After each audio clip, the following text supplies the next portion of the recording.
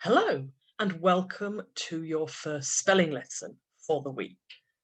So let me share my screen to see what we looked at last week. And we looked at the fur sound, F-E-R. And we had to listen very carefully to how we could hear that word, and that helped us with our spelling. So we looked at that if we doubled, we know we needed to double the R if we could hear the fur sound. Referring, referred, referral. You can hear that fur sound, that letter string, so we know that we needed to double the R. If the fur was no longer stressed and we could hear that f sound, reference, referee, preference, we know we didn't need to double the R. So that's what we looked at last week. Moving on to this week, we're going to be looking at prefixes that have a negative meaning. Okay, and we're mainly going to look at dis and miss. So on the timetable and dojo, there should be your spellings for this week. There's this sheet, and we know that it is all linked with prefixes. But what is a prefix? I'm going to give you two choices here. Is it a sequence of letters that appear in several words? Or is it a group of letters we can add to the front of words? So what do you think, A or B? I'm sure a lot of you have said B. Can we remember what letter A was? That's a letter string. That's what we did last week. So a prefix is a group of letters we add to the front of the word. And that changes the meaning or the purpose of the word.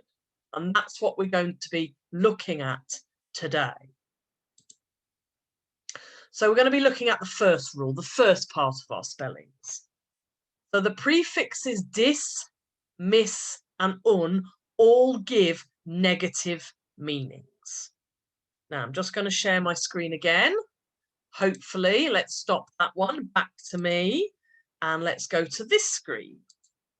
Just for a little reminder, a review of prefixes.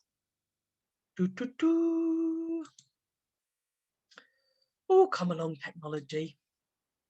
Okay, so letters that go at the beginning of a word and change the meaning. Yes, stop. That means you. Make sure you're listening. So which of these prefixes means not? There are two. We've had a little bit of a look already. Hopefully we were listening and looking, and we should have realized it was miss. Oh, what's happened here? Is it going to go on? Yes, it is. Miss. Oh dear, what's happening here? So this prefix means wrong or bad.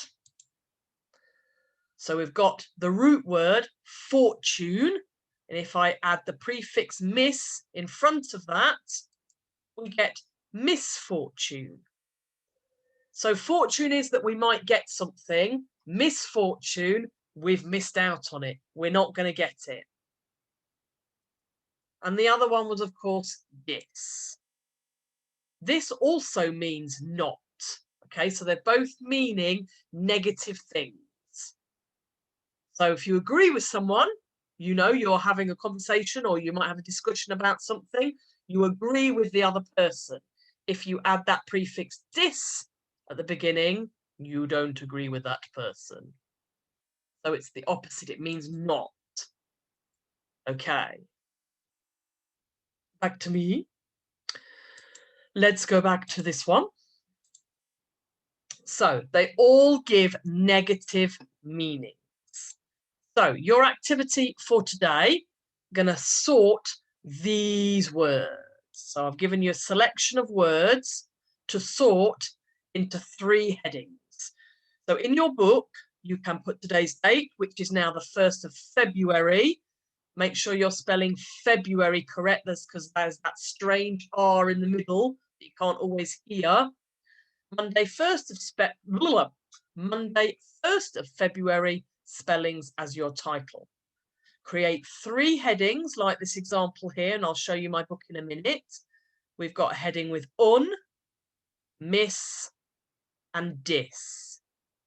And then work through these words, whichever way. You can either go across or down, and put them in the correct column. Now, like this first one, able, it's in 2 columns. So there might be more than 1 column that it's in, because I've got unable, that's a word, and disable, that's a word, to stop doing something. So let me go to my next camera. I think you have to come back to me first and go to this one. Oh, there we are. And if I share my screen as well, can I do that? Let's see if the technology will let me. Yes, it will. So I've got the words here, and hopefully you can see, and I'll make sure this goes larger just before we finish. So I've done unable and disable. And if I look at that next word, which looks like I'm going to go down, happy. If I'm not sure if I can say all the prefixes in front of that word, so I've got unhappy, yes, that's a word. So I've got unhappy. I'm going to write that underneath in the un column. Mishappy, no, that doesn't sound right. Dishappy, no, that doesn't sound right either. Next one, count is my root word. Uncount, no, that's not really a word. Miscount, yes, that would be correct. So I'm going to go up to the top. Miscount, you might miscount something, your pennies, when you're going to the shop. Discount, yes, that's a real word. Discount. So I've added those 2 in. Let me show you. How do I show that? Let's just check. Oh, no, that comes back to me. Oh, stop share. So maybe I have to do it this way. Is that when you can see my book? Yes. So I've got unable and unhappy at the moment. I've got miscount in the middle, and I've got disable and discount. So I'm going to work through the list, and I can add my words to the right column, remembering there might be more than 1 in each column. Okay, let's go back to this one, and then let's share my screen again, hopefully to here. Hopefully that's worked. Okay, so you've got me in the corner, and you've got your prefix sort words. So if you want to pause the video, and then you can complete that table in your book.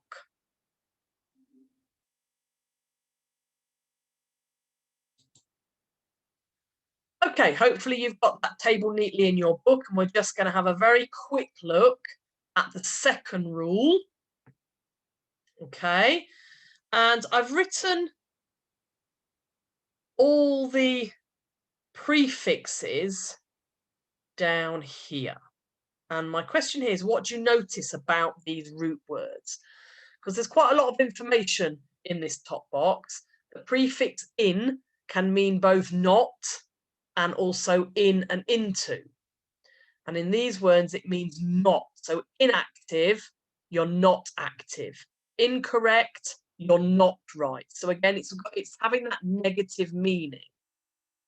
However, if the root word then starts with an L, it becomes IL rather than the in part.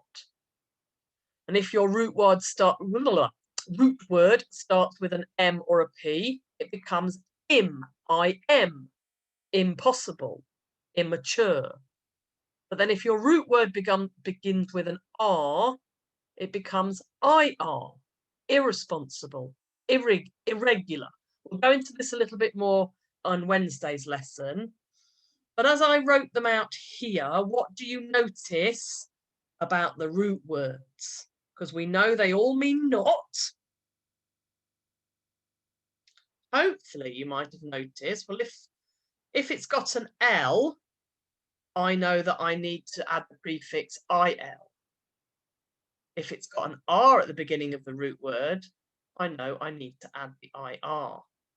And if it's got the P and the M, I know I need to add the IM prefix. We'll do a little bit more of that on Wednesday. Okay, so we've got our bonus words, should you choose to do a little bit extra. So we've looked at the first 20 of the Year 5-6 spelling list.